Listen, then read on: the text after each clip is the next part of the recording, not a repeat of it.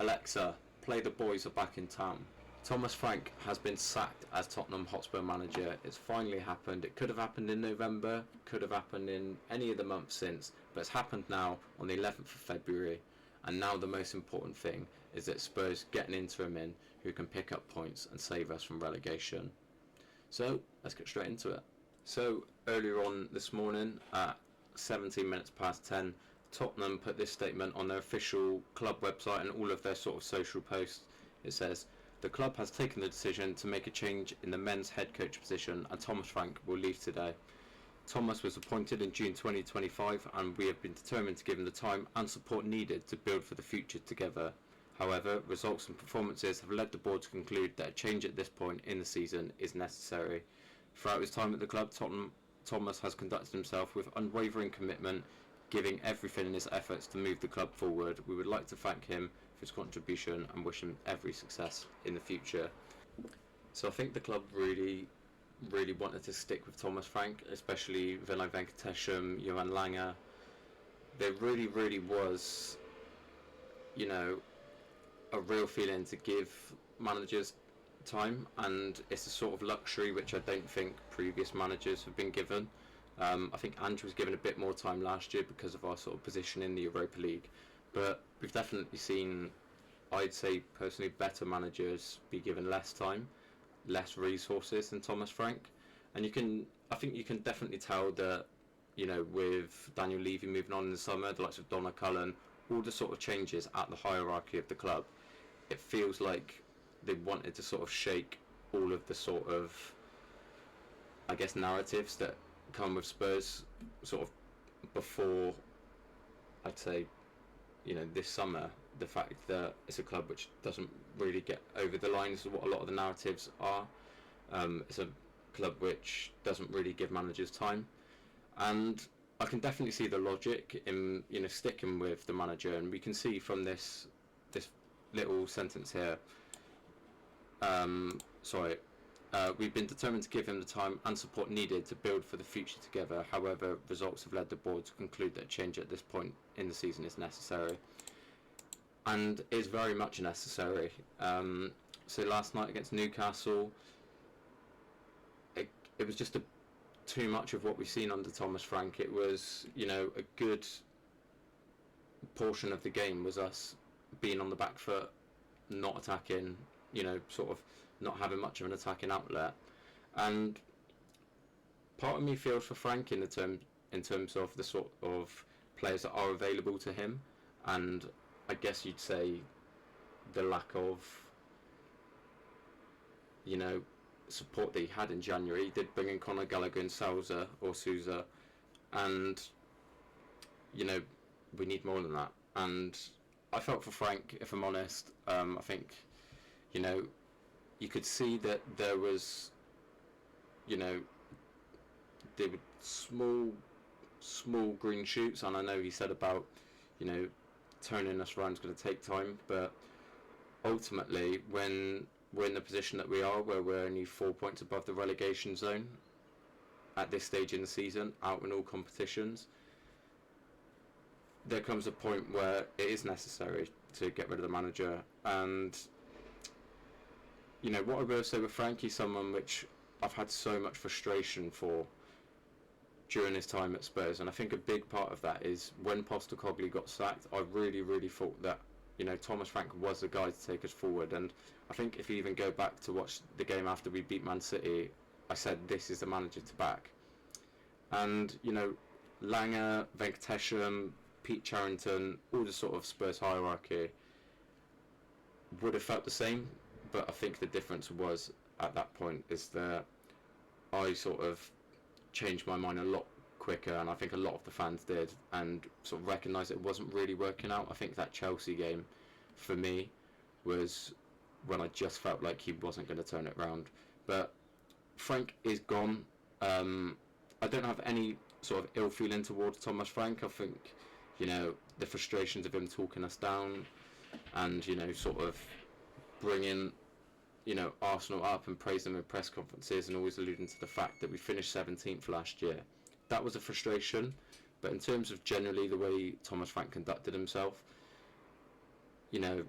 I don't have any ill feeling towards him, and he is a good manager. He's a good Premier League manager. We've seen that at Brentford, and I've no doubt that he's going to take on another job in the next 12 months in the Premier League, whether that be Crystal Palace or maybe someone like West Ham if they stay up, or even anyone in that sort of, that lower to mid-table category.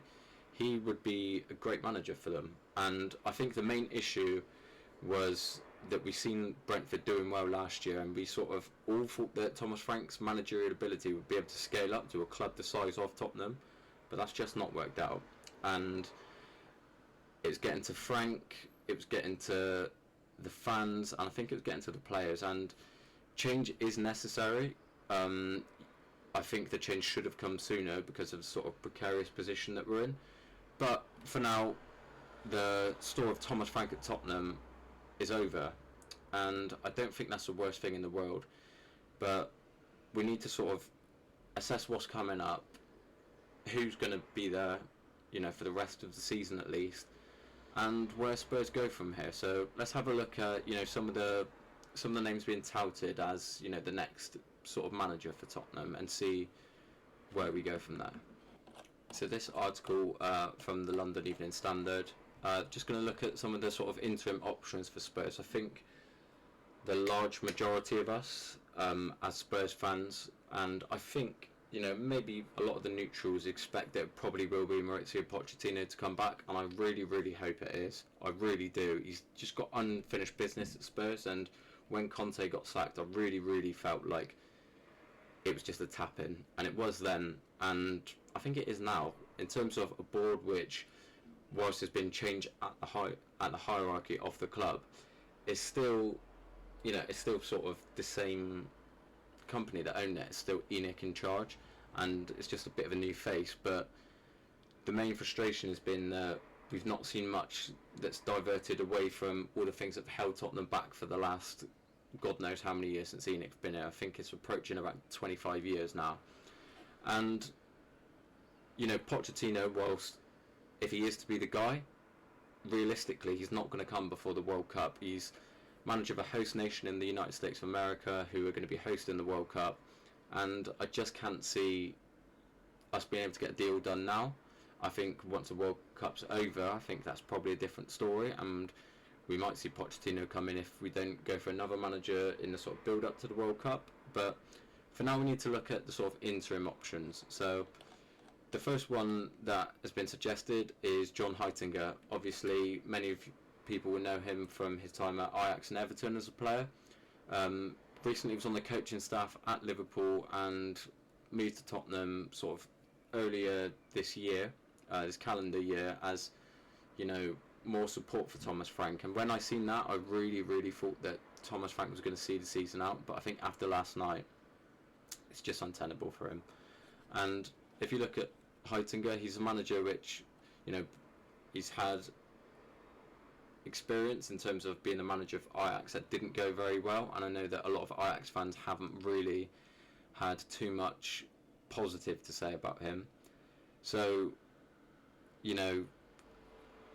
I think Heitinger, I could maybe see him getting it for 1 or 2 games, but I'm not 100% sure that Spurs would really go out of their way to appoint him for the rest of the season. I think some of the other options in this list might maybe be a better fit for Tottenham and the sort of situation that they're in at the minute. So Ryan Mason, very David Brent, go and get the guitar, but go and get Ryan Mason. The third time, if he does take over, this will be since 2023, and 2021, that first initial period you come in, you got small little uptick in form. Obviously, famously had the Carabao Cup final when Mourinho got sacked. But I thought he did okay in that period. Again, I think he did okay at the sort of last sort of opportunity he was given. Definitely looking to play, a bit more on the front foot, which I think if you're going from Thomas Frank, where clearly the sort of pragmatic football that is being played, you need something different from that, else we might as well have stuck with Frank, which is why I think that maybe Mason might rank higher than Heitinger. Obviously, Mason's just coming off the back of his first career job, where he's lost his job at West Brom. Really struggled with West Brom, and after a good initial period, and Eric Ramsey's come in at West Brom and not really changed things too much, and I think that probably speaks to the sort of position that West Brom are in. But bold accounts, Ryan Mason, from some of the stats I've seen he produced quite a high number of XG for his West Brom side, and you know, if you're going to play devil's advocate, you can say that based off of that XG form, that maybe West Brom's sort of lack of clinical nature in front of goal was what got him the sack. But you know, I haven't been watching West Brom for 90 minutes every game, so it's hard to sort of build a narrative based off what he's done at West Brom, purely because I've just not seen enough of it, and I'm very aware of being, I don't want to be dismissive to say they would get wrong to get rid of him, because all the sort of dismissive nature that's been about Spurs shouldn't be looking to sack Frank. It's been frustrating for me, it's been frustrating for the people that I go Tottenham with, the people that, you know, have supported this club for a long time and won't change. So Mason, I think, is probably, you know, more of the favourite to take it, and this isn't based off of betting odds or anything that I know. I think it's purely based on, you know, Spurs done that before. They had a small uptick in form, and I think we probably need 4-5 wins, and you know, we can ease our relegation concerns. So Mason, let's see what happens with that one. I think, you know, he's probably the more realistic of the options in this list. And the next one is Roberto De Zerbi, who, like Thomas Frank, was sacked this week. A manager who took over Marseille. Obviously, we all know him from his sort of days at Brighton, where he got them into Europe, played some really good football. Bit of a hothead. I think this one is a bit less realistic, if I'm honest. I think De Zerbi, if he was going to be appointed, I think Spurs would probably look to put him on, you know, a permanent deal rather than sort of on an interim basis. And I think for a manager like Roberto De Zerbi, he's a manager which he's been at Brighton, he's done well, he's done at Marseille, you know, had a good initial first season, and sort of the wheels have come off a bit and he's been sacked. But he's a manager with pedigree, and Tottenham won't be the only ones queuing up for his signature, and I just can't see him, you know, sort of prioritising an interim job at Tottenham over, you know, no, an interim job at Tottenham, sorry, over, you know, a permanent job elsewhere. But if you're looking at stylistically how this translates, I think he's probably more of the sort of Postecoglou mould than Frank, which makes me think that if we could get it done as a sort of interim basis, that he would be more suited to the sort of style of play that we have seen under Postecoglou, and that, you know, the last sort of few transfer windows have been trying to push us in that direction. But in terms of him taking it on an interim basis, really not sure if that's going to happen. He was someone that obviously Spurs were reportedly looking at sort of once they got rid of Conte, and for whatever reason sort of shied away. I don't know if it's because there was a bit of a bust up on the touchline when we played Brighton, and maybe that might have maybe soured relationships, I don't know, but we've seen that thing happen before, and, you know, clubs change their mind, so I wouldn't read too much into that. The final one in this list, I think, is quite an interesting one. Robbie Keane. Obviously, we all know Robbie Keane as a player from both of his spells at Tottenham.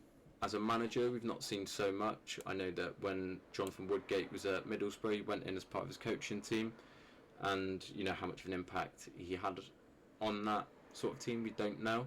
But based off of his managerial experience, he's managed at Maccabi Tel Aviv, where he won the Premier League in the first year over there in Israel, and he seems to be, you know, picking up where he left off at Ferencvaros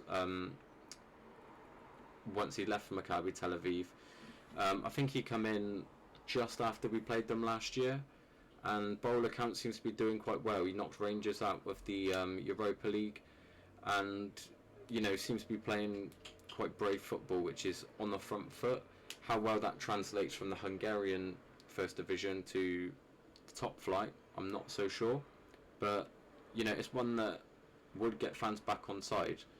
And, you know, I don't necessarily it needs to be about likability at this point. I think it just needs to be about coming in, sort of steadying the ship to the end of the season, and then sort of going from there. And maybe looking at a permanent manager once, we've secured safety, because at the minute 4 points off of relegation with the amount of games to go, with some of the fixtures coming up that we've got. We've still got to go to Anfield, still got to go to Stamford Bridge, got Arsenal to play, got to go to Villa Park, so it's going to be tough. And whoever comes in, whether it be Robbie Keane, De Zerbi, Ryan Mason, or whoever, Johnny Heitinger, they're going to have their work cut out. So I guess the one reservation, my heart would say I'd love Robbie Keane to be the person that steps in as an interim manager. And people say, why would he leave Ferran Chavros for Spurs? But I think if he could come in and even just sort of steady the ship a bit, I think that boosts his managerial credibility quite a lot, based off of the work he's done in Israel and the work he's done in Hungary. And if he was to come in, steer the ship, secure Spurs, then I think we'd be in a better place as a club. And I think Robbie Keane would probably be in a better place as a manager, because we've seen Ryan Mason, who's earlier mentioned, he went to West Brom, and yes, it didn't work out, but his managerial experience was based off of these two interim sort of spells. So if a club's brave enough in the Championship, then I could definitely see Robbie Keane sort of moving on as a permanent manager in the Championship, if he was to come in and steady the ship at Spurs. But not 100% sure if that will happen. Let's just see if there's any more. I think it's just that one. Yeah. So those are the sort of three names that the Standard have gone with, and I say they're probably the most sort of four names, I should say. De Zerbi aside, I think they're probably the sort of interims that we'd be looking at, but we'll wait and see what happens. But let's just look at whoever does come in, the work that they've got cut out for them. So this is a position that whoever comes in is going to find themselves in.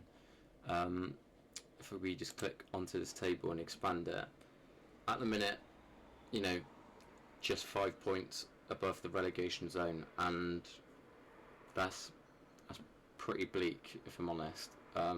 With the sort of momentum that we built through that Europa League win, in spite of all the sort of injuries and all the sort of other problems that come with us last year, now is a real chance to kick on, and we just didn't do it, whether that be because of injuries, not enough in the transfer market, or the wrong appointment. And I think it's probably a bit of all of that. But whoever comes in, they really, really do have their work cut out in terms of the sort of options that, the options available. We're not going to be able to bring anyone in January, and obviously options are fairly limited at the minute, with I think it's around about 13 players out injured now. And the worry is that whoever comes in, if it's a key injury to a Xavi or a Solanke, it makes you think about whether we'd have the depth available at the minute to get to the end of April, when our players are coming back, and still sort of not have to worry about relegation. But let's just look at some of the fixtures. So if you sort of go through since our last win in the Premier League, which was Crystal Palace at home, 1 point taken against Brentford, 1 against Sunderland, and 1 against Burnley, and 1 against Man City. So 4 points from a possible 1, 2, 3, 4, 5, 6, 7, 8, 9. 4 points from a possible 27 is just nowhere near good enough, and we need an uptick in form just to keep us up. But if we look ahead to some of the games we've got left, this one here is huge. I'm struggling to think from a Spurs perspective of a North London derby, which has been bigger in recent times, probably since that sort of Champions League playoff-esque game that we seen against Arsenal a few years ago under Conte, where it was us and Arsenal going for fourth, and we sort of managed to steal momentum right at the last minute. But if we're looking at Arsenal, you'd hope that the new manager bounce, we can get something from there. But the games that I'm seeing are home games now. We've got to take points. Palace at home, Forest at home, Brighton at home, Leeds at home. They're the sorts of games we're going to need to play well in and just get results. And not even necessarily play well, just get results. And if you look, there's still some tough fixtures to come. Arsenal at home, who we all know they're doing well this season. Anfield, where we get nothing. Sunderland, where it's been a real hard place to go this season. Wolves, who, that's probably the more likely winnable game out of all the away games remaining, but you just never know. You just never know. It seems to be a team that we always struggle with under Redknapp, Pochettino, and Frank. We've always seemed to struggle against Wolves for some reason. And you've got Villa away, which is going to be a tough game. Chelsea away, second last game of the season. If I'm honest, I'm looking at this now and I'm thinking we need points against Palace. Well, we need points against everyone, but games in particular that I'm thinking could change our season and sort of cement us as a Premier League club would be Palace at home, Forest at home, Brighton at home, Leeds at home. Those 4 wins, another 12 points. How many points does that take us up to? I think that was 42. That's really bad maths. 41 points, which I imagine should be enough, but we need to win them games. We need to. It doesn't matter how it's done. We just need to see something, because a club like ours, if we were to get relegated, which, let's be real, is a lot more of a real possibility than it was last year, because last year, yes, whilst we were finished 17th, we knew we weren't going down because Ipswich, Southampton and Leicester were crap, let's be honest. These bottom 3, I think West Ham have got way more quality than any of the sort of promoted sides, even after losing Kudus and Paqueta. Burnley, I think, are probably gone. Wolves, I think, are probably gone. So I think it'd be West Ham that we're fighting with, and Forest and Leeds. So from 18th to 15th, these are the teams that we're going to be competing with. And I earmarked the fact that we've got to play Forest at home, we've got to play Leeds at home, we've got to play Brighton at home and Palace. So from 13th to 17th, our home fixtures, if you obviously exclude us, in 16th, they're the games we need to win. And if we don't pick up points in there, then we are going to be in real trouble. So the Thomas Frank era is now behind us. Tottenham move on, and we need to move on quickly, swiftly, and we need to pick up points, because I cannot stress how much of a disaster it would be if we're playing Championship football next season. And it feels like a ludicrous thing to be saying after the year that we had last year, thinking that was an anomaly. But the fact of the matter is, if we are to go down, we will lose key players, and the sort of financial impacts of that are going to be huge, especially with even some of the players that we won't be able to shift immediately. That would really set us back quite a while. So in terms of how we get it done, I don't really care at this point. I just want us to stay up, and if we can pick up points in them home games, they're really going to be what is the difference between us being a Premier League team next year and being a Championship team. But hopefully it doesn't come to that, and hopefully the club, they speak a good game, they don't deliver on those promises as much, but hopefully we can all put this behind us now, make sure that the next appointment is the right one, and that he's got that sort of Spurs DNA in them, in terms of wanting to play attacking football, being proud to be Tottenham manager, and picking up points. And that's probably not in the Tottenham DNA, but either way, we need change, we need it quick, and we need to make sure that the change we do get is the right one. But we'll see what happens. A lot more time now ahead of the North London derby to prepare for some new methods, and hopefully a change in approach, and more importantly, a change in fortunes. But until that North London derby, unless there's any huge news permitting, I'll see you after then. And until then, up Spurs.